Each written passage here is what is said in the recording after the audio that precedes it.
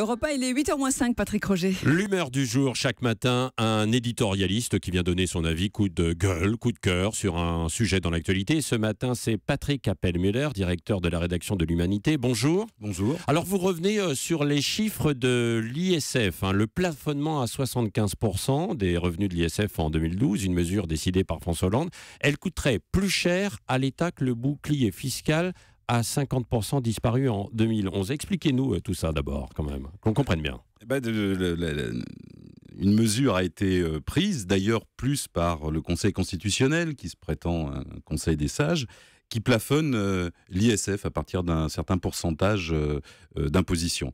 Et cette mesure qui était soi-disant destinée à limiter les prélèvements s'avère une véritable manne pour les grandes fortunes. Pour les grandes fortunes, et notamment, alors vous parlez de Bernard Arnault dans votre article, en fait. Oui, en effet, c'est un chiffre qui est passé un peu inaperçu dans l'actualité de l'été, mais qui est extrêmement significatif. 17 636 €, presque 18 000 €, c'est ce que Bernard Arnault a gagné durant chaque minute de l'année 2014.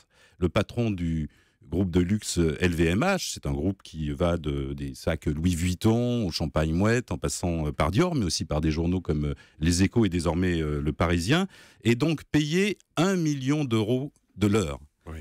Quand on le rapporte au SMIC, on voit que c'est une somme formidable. C'est le groupe quand même, en fait. C'est lui personnellement. C'est son patrimoine qui s'est accru de la sorte pendant l'année 2014. C'est bien au-delà de ce quand on avait évoqué aussi les salaires mirobolants des joueurs de football, c'est bien au-delà. Ah, c'est très au-delà. Et pourtant, Bernard Arnault n'est que 3e sur le podium des grandes fortunes françaises.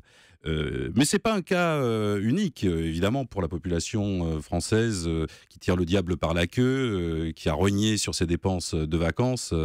C'est tout à fait exceptionnel.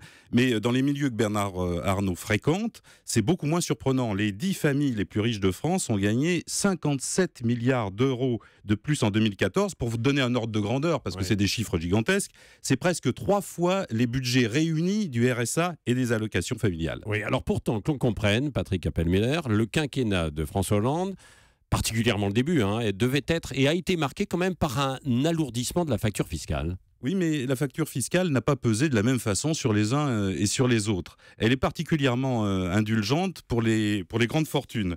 Les 3290 plus grosses fortunes françaises ont bénéficié en 2014, grâce à ce fameux plafonnement de l'ISF, d'une ristourne moyenne de 264 674 € par foyer. Un chèque énorme et qui, évidemment, pour les Français qui reçoivent actuellement leurs avis d'imposition dans les boîtes aux lettres, ça paraît très inégal. Il y a d'un côté une pichenette, le geste fiscal, et de l'autre côté, un sacré coup de main, grosse fortune. Merci Patrick Appelmüller, directeur de la rédaction de l'Humanité.